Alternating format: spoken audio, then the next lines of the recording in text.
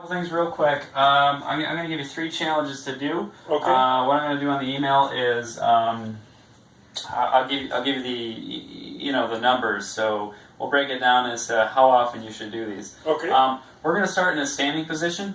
If you start to feel comfortable with these, what we'll do is we'll start to transition onto the floor and see if we're okay having you do a couple things there. Okay. So 3 things, and I'll explain them as I go, and then I'm going to have you try to perform them after we're done. But this is just going to give you a good video reminder.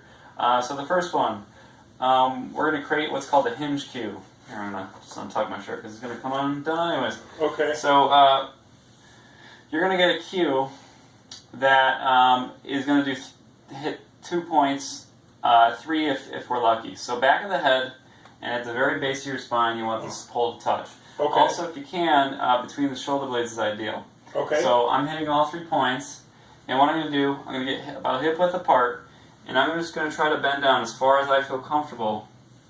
Okay. Without that pole leaving any of the 3 points. Okay. Now, what you may find is you're going to get to a point, and you can even create a little soft bend in your knees to try to get further. But you're going to hit a point where you might notice that pole starts to come up. Right. Okay?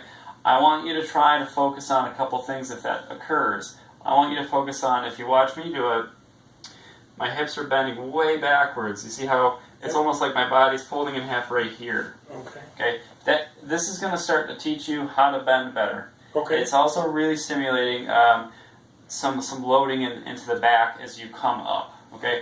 So as you bend down, that's okay. But when you come up, I want you to focus on really pushing with the glutes and pushing with that hip forward. Okay. Okay. And keeping that core engaged. Okay. Okay.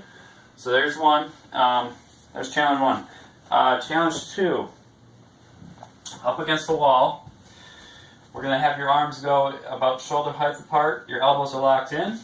You're going to look a little bit above like where your forehead would be. Okay. And what we're going to do is I'm just going to have you try.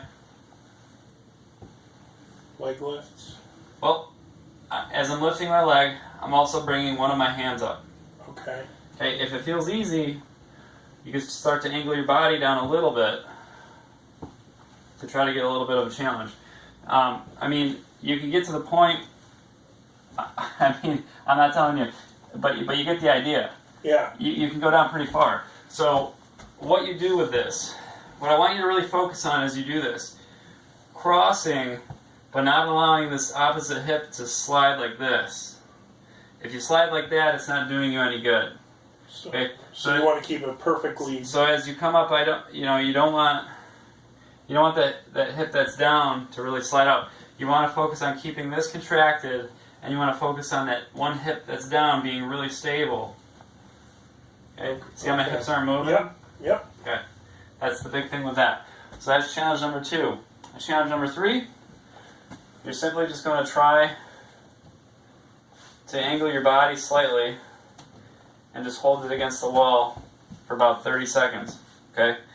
Elbow against the wall is probably more ideal. Okay. And you're just going to try to be as straight as possible at a slight angle, keeping this contracted, Okay. okay? And you're just going to hold it as is. I'll show you another view.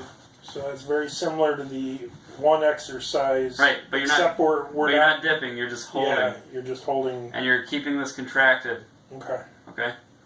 Alright, so I'm going to run you through those.